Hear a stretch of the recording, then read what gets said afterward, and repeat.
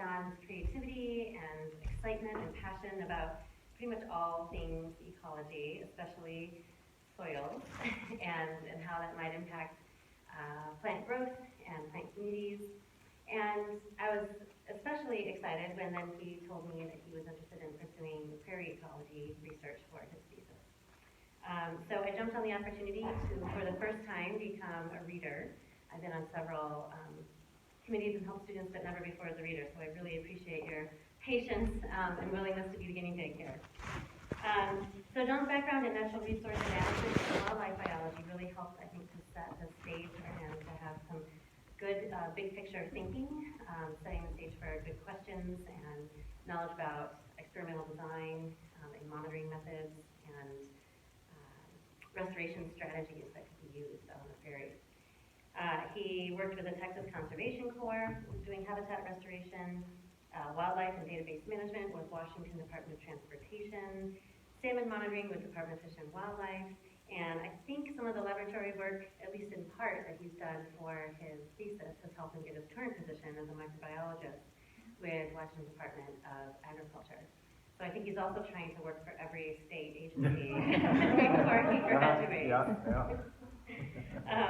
So I'm excited that John is going to be presenting the results of his thesis today, and I didn't actually write down the whole title here, but John's basically been studying the microhabitat characteristics of two different prairie species that are really hard to grow on the prairie, and he's learned a little bit more about what they need to help guide our restoration efforts. Without further ado.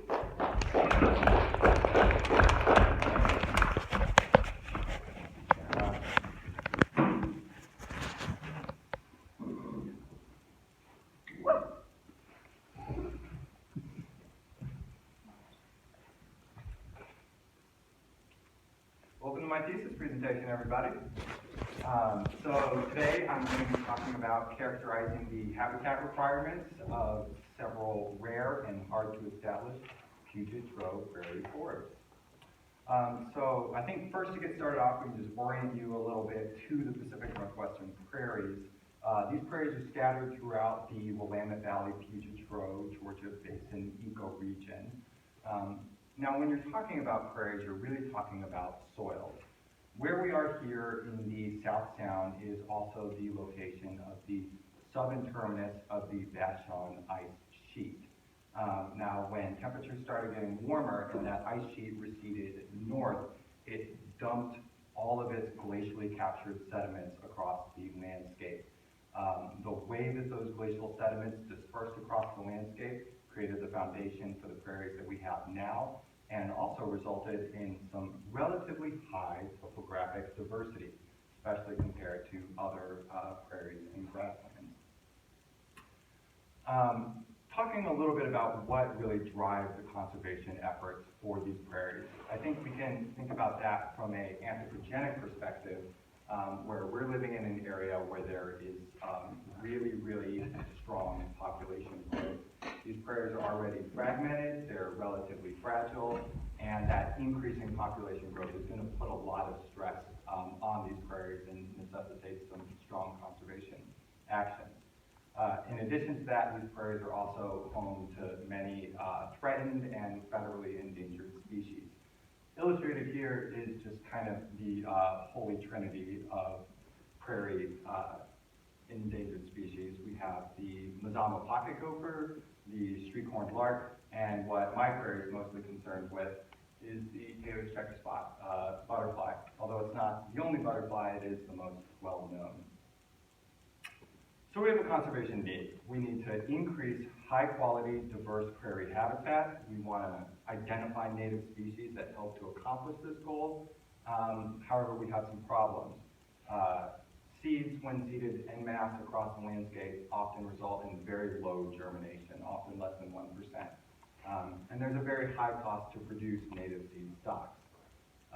Balsam rhiza deltoideae and Gaillardia aristata represent high-quality perennial forbs that begin to address this conservation need. That takes me to my research questions. We have two questions.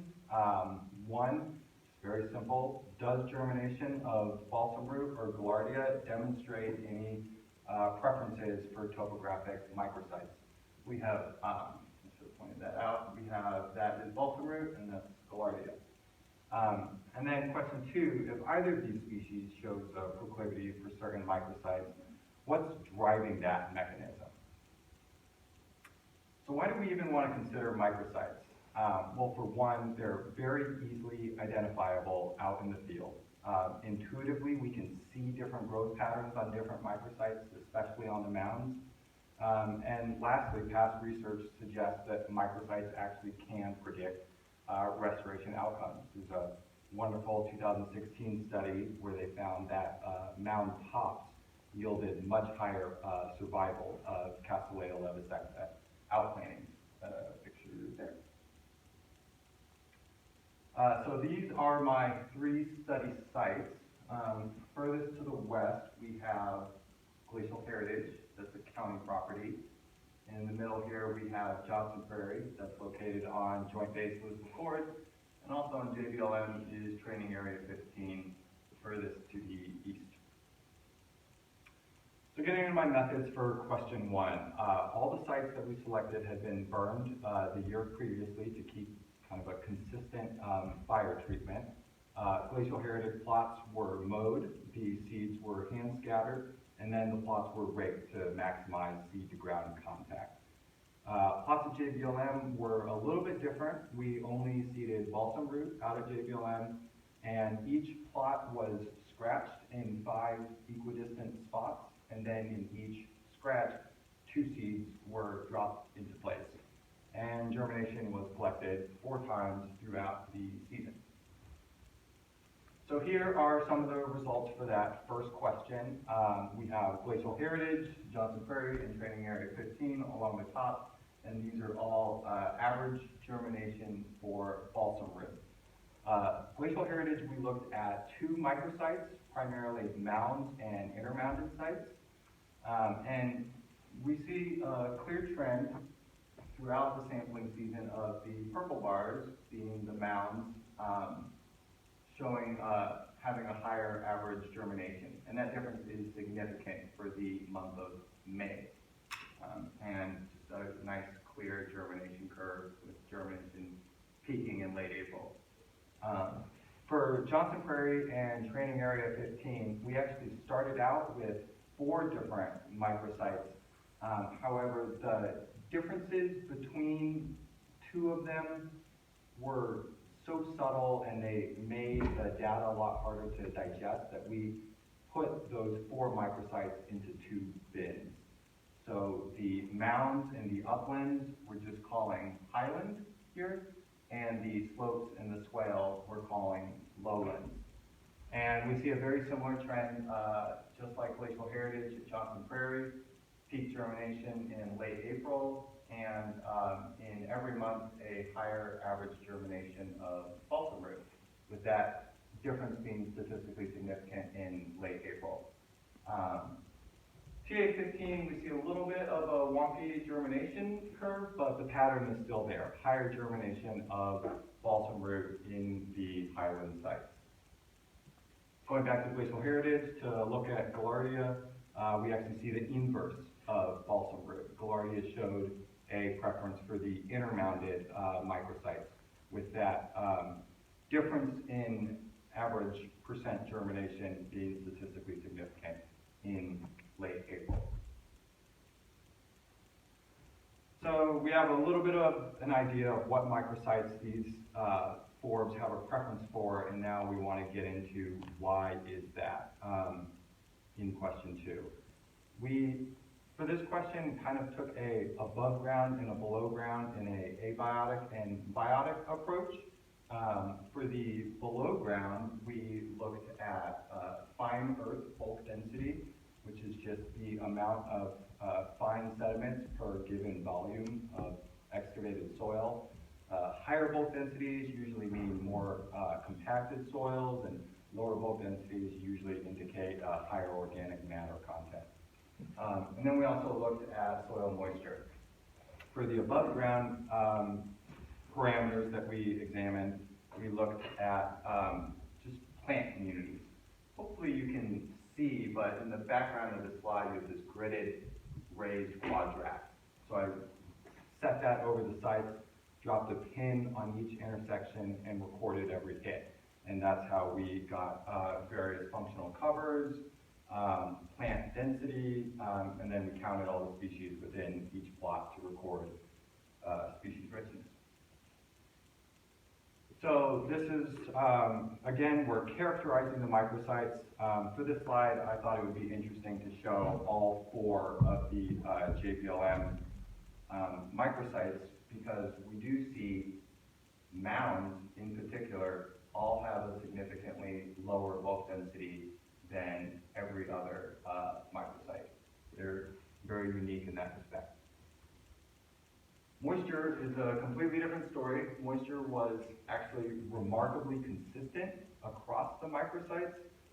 In glacial heritage, we do see that the intermountain areas are a little bit more moist earlier in the season, but that dissipates later on. I think the most interesting thing about the moisture data is that both in May for glacial heritage and for Johnson Prairie, the soils completely dried out.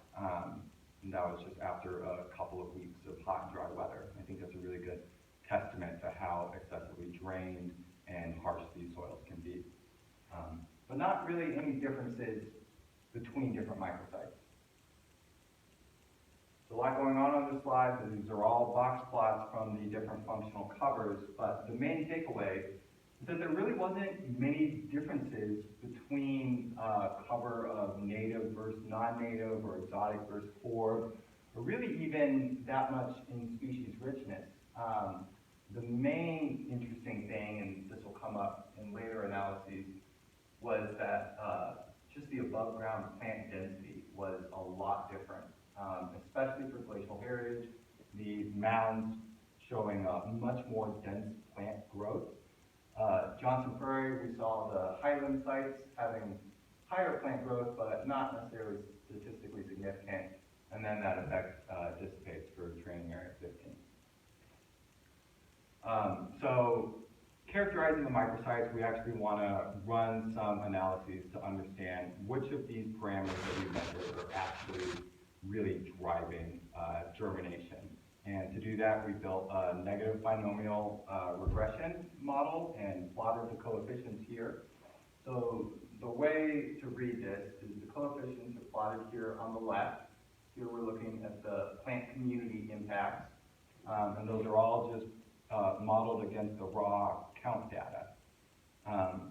When any of these blue bars cross the center dotted line, that means they're not significant, and the further away they are from that blue line, means they're significant and that coefficient is larger, which isn't necessarily the same thing as an effect size, but it can kind of be thought of in a similar way.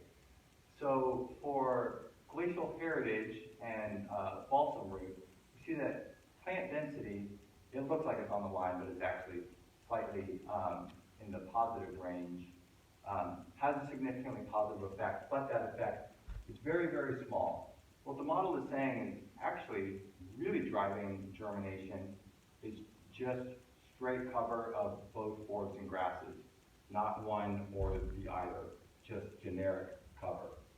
And we see more or less a similar story for Gaillardia out of glacial heritage as well. Density, very, very mildly influential. Forb cover really driving it. Grass is trending in that direction, but not quite significant. Switching to some of the abiotic parameters we looked at, this is out at JBLM, with the blue being Johnson Prairie and the orange being training area 15. And really it's just the bulk density out at Johnson Prairie. The lower bulk densities had a significant impact on increasing germination. And moisture, no impact whatsoever. Moving on to glacial heritage and its abiotic influences, we see that bulk density has a complete inverse effect for both balsam root and Gaillardia. For balsam root, bulk density, lower bulk densities significantly increase germination, and for Gaillardia, Again, moisture, not important. So there's a lot of data to take in there, but I think there are some good takeaways here. First of all, soil moisture, surprisingly consistent, and the soils are excessively drained. There are a lot of things that I would do over if I could redo this project, and one of those is definitely more sampling points of moisture throughout the season to capture some of that variability. Bulk density was lowest in mound microsites at glacial heritage and lowest in the upland in the mound microsites at JBLM. Plant community, it turns out, isn't really that important. It just seems to be generic cover is good. There's a couple reasons why that could be. These are very large seeded species, so more cover could help lower seed predation. Also noticed during the sampling season that there was a lot of seedling die-off from heat stress, so it could be that just generic cover is providing some thermal refugia. Practical implications, we should keep balsam root and gaillardia in different seed mixes. They seem very clearly to prefer different habitats. Balsam root, we want to seed in the mounds in the uplands, soils with lower bulk densities, and sites with a lot of good dense cover, not right after a burn. Gaillardia aristata, we want to seed in the inner mounds. Soils can have a higher bulk density. And the cover is less clear. On one hand, the regression shows that some of that cover is significantly good and increasing germination, but they've had higher germination in microsites with lower cover. So I think for now, maybe we can just say some cover is good, but perhaps not too much. And with that, that's the end.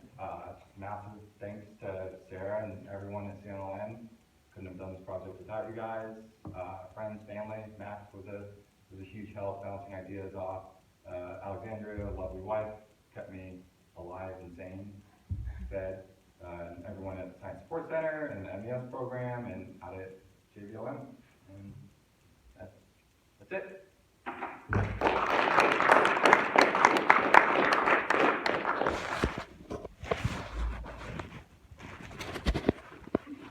Yeah. Hi, I'm Gina. You concluded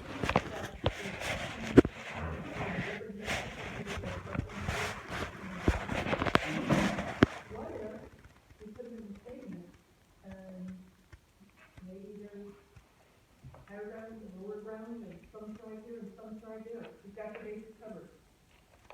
You certainly could put them in the same mix. I think the issue is, and I alluded a little bit to this in the beginning, is that they're seeds which is very expensive to produce, and there's just a lot of emphasis on trying to seed them where they're going to have the greatest chance, and just trying to be as efficient as possible. But yeah, it's a good question. What is it more efficient to just have one mix, so you only have to make one mix and seed it everywhere, or to try and specialize more with your seeding them and put more of the effort on that end? But yeah, that's kind of the idea there. Thank you. Yeah.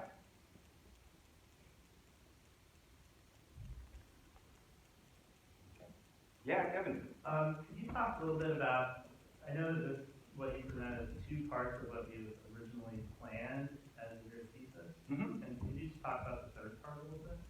Yeah, certainly. I think it'll be helpful to just go back to this slide to kind of talk about. So, question one is we wanted to just on a basic level identify these microsites that are going to yield better germination, and then we wanted to understand kind of what underlying parameters characterize these microsites and might be driving germination. And as kind of a third area to below ground abiotic parameters, above ground plant communities, I'm also looking at below ground biotic communities. I don't have the data yet to present, but yeah, just as an idea to cover all the bases, basically I took soil pores and am doing a biomarker analysis to get a measure of mycorrhizal, specifically avascular mycorrhizal fungal abundance, to see if that's impacting the germination. It's interesting because that's a part of this thesis, and initially for this thesis, I actually had two sets of plant data. There was this data, these seeds that were seeded in 2017, that's just 1 year, or just germination. But there were also seeds that were seeded at JBLM the previous year that we were going to do survival data on. And the idea was that the below ground biotic stuff would be most influential on that data set. But that data set's more or less unworkable because there's almost no survival. So, but yeah, definitely. I was just wondering why you only did bulk density and moisture as soil parameters. It seems that, at least I know in my yard, in the little microclimates and micro areas, that there's very different characteristics of that soil. Some have different pH and things like different nutrients, and you have to add different things. So why did you focus on those and not some more of the chemical composition of the soil? Yeah, that's a great question. There were a lot of things I really would have liked to focus. So the simplest answer is just not enough time to really look at more things. But bulk density is a very, very general, easy thing to measure, and it serves as a pretty valuable proxy for a lot of things. Like I was saying, it's pretty reliably related to soil organic matter, and from there you can kind of assume, well, if soils have like a much higher soil organic matter, there's probably more nutrients there. It's a good parameter, or a good way of thinking about just general, like the 3D structure of soil and how well drained it is or how compacted it is. So that's why I chose bulk density and soil moisture, for one, because I kind of expected it to differ between microsites, which it did at Glacial Heritage a little bit, but not really out at JBLM. But yeah, that was my thinking there. I would have loved to measure a lot more things. But,